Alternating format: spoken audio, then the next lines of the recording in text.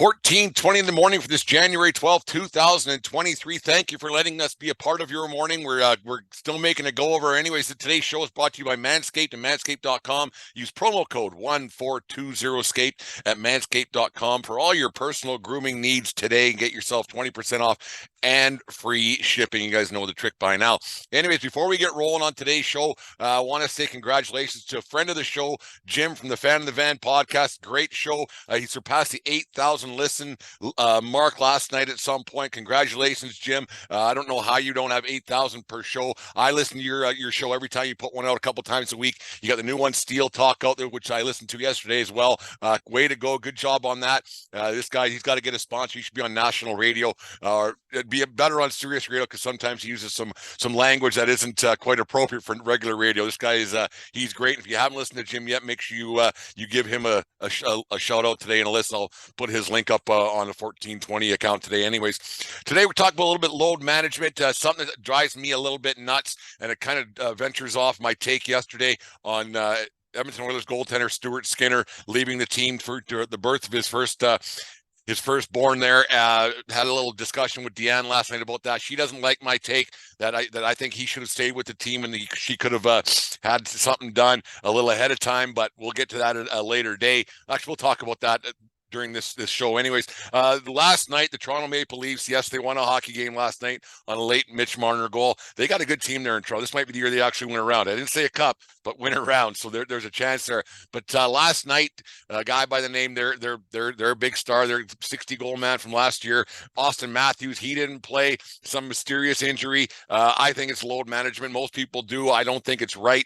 I don't think that it's a good look for any team to have their players sitting in the stands when they could be playing. There's a lot of money being doled out. There's a lot of situations where people are going to a game for maybe their first time, or it might be their last time. You don't know what you're getting yourself into when you're going to a game, and you pay good money to see your team win. As our friends at Scoreboard Addicts, they said nobody goes to a game to see their team lose. You don't pay good money to see your team lose. And when your star isn't playing, that's got to be a kick in the pills a little bit to pay X amount of dollars for this and that and everything else. It just goes to show that maybe the fans aren't the most important thing when it comes to professional sports and winning and losing and championships and the like. My brother and his family are going out to Toronto later on in February. And I can't imagine the disappointment in young Jackson's face if Austin Matthews was not a healthy scratch, a unknown illness or unknown injury or whatever it was, load management or precautionary terms or whatever it may have been. I could be wrong. He might be out for a reason, but all signs pointed to he could have played last night. From what it said during the pregame skate, he was out there with the extras and the black jersey guys and the like. He was out twirling around, having a gay old time on the ice. It would be a real kick in the pills from our brother and his family if the star of the show wasn't playing in that game. I don't think it's right. I think that these players should play. You can't compare it to other jobs. It's not a normal job by any means. These guys are paid a handsome sum, and we're not talking about they're paid too much or not enough or whatever. That's not what I'm getting at. They're paid a very handsome sum to be out there, and they're entertainers. And they're paid by the fans. They are paid by their franchises and everything else. And for franchises to have these guys not playing on a regular basis, I don't think it's right. You don't know when it might be your last time. I can't remember the athlete who said that. I think it was a hockey guy. He said, you don't know if it'll be their last time. I think it was Gretzky, actually. You don't know when it's the only time that kid might get to see you play. So you better go out there and play hard and do your best every time and go out every game and the like. And the same thing goes with years ago. It was one of Derek Jeter's first.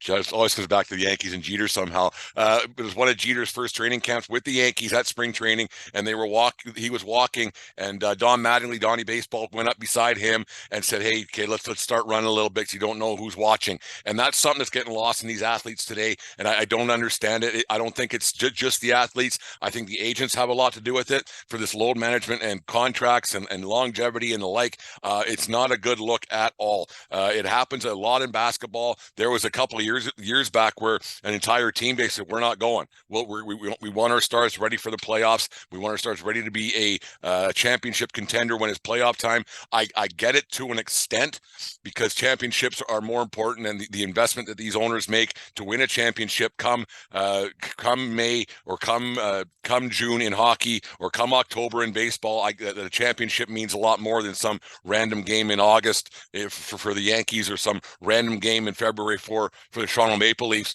But it doesn't make it any less of a kick in the pills for that family who doled out a bunch of money to go out and watch that game. It might be the only time that they get to go to a game.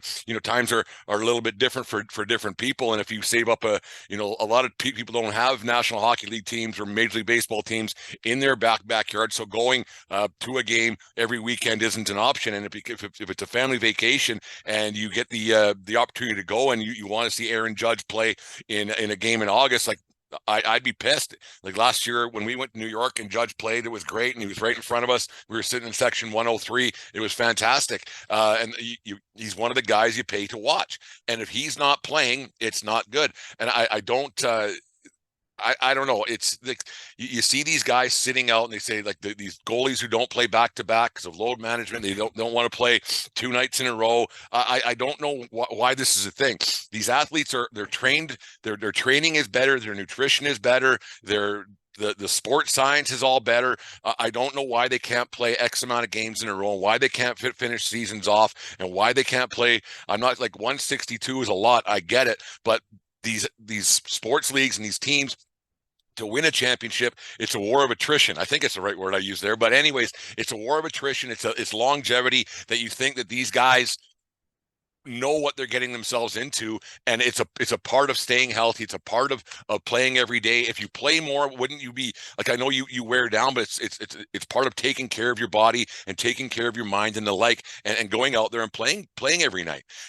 Can you play hard every shift, every at bat? No. Like, that's just not humanly possible, because the space between your ears might stop you from doing that, and that's an actual thing.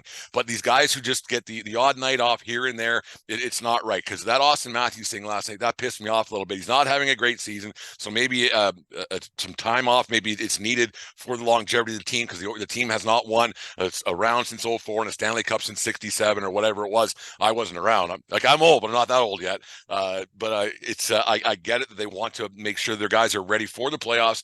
But on the other hand, I don't like it that they're not playing when people are paying really good money to watch them play. It's not the same. It's not the same as any other job. It's not the same as me going to work, or Jim at Fan of the Van going to work on a daily basis. It's not. These guys are well paid for their services, and it's an entertainment business and the like, and they should be out there on a daily basis playing. Lamar Jackson, is he not playing this week because he's kind of hurt, or is he doesn't want to hurt his next contract that he should have signed last season, but he bet on himself and the like, and everything? He was offered an extension, didn't take it. We've talked about that a lot. But is he kind of hurt, or is he really hurt and doesn't want to affect the his long-term health? And does he care much about his football team, the Baltimore Ravens, this weekend? Like, you look at a kid like Connor Bedard, who's still with the Regina Pats, the kid who had the great World Junior for Team Canada, and like we heard a story ad nauseum the last couple of weeks at the World Junior. But he went back to his junior team in Regina for what? Regina's not winning a championship this year, and I'm playing devil's advocate here. I know why he went back, because he loves to play the game. But realistically, what's he going back for? They're not going to win anything. He's already touted. He's already going to be the number 1 pick overall in this year's NHL entry draft. He has nothing to play for. Nothing. He's other than maybe padding some stats, and that's it. If he got hurt now, that he's the only kid that I could actually see not playing right now, because he's the only one with actually something to lose. If he went out and got hurt, with some goon took him out in Lethbridge when they're here in a couple of weeks, or in Medicine Hat or wherever, he's a kid that has something to actually lose. So that is one that I would understand. Okay, don't play. But he's out there every night. Owners across the Western Hockey League are making money. They're selling out their buildings where they normally wouldn't sell out. So I get it why he's playing, but he's actually one that I would say, okay, don't play. I totally understand it. You see it in college football all the time, where if a kid declares the NFL draft and he sits out some meaningless bowl game, I get it. I totally get it. I may not like it was my team, but I totally get it why these kids aren't playing. But professional athletes who have the money, they have their contracts and the like, and people are paying good money to go and watch you play. You have an obligation to the fan bases to go and play on a nightly basis. And these owners and coaches have an obligation to get you out onto the field or onto the ice or whatever it may be to make sure that you're playing. And don't do it to save your job or anything else. It's the entertainment business, and they're supposed to be out there and winning.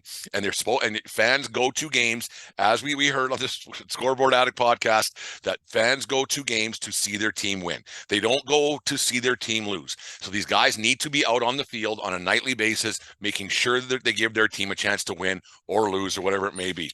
Anyways, there's my rant for the day. Every day there's a new rant coming up at 14.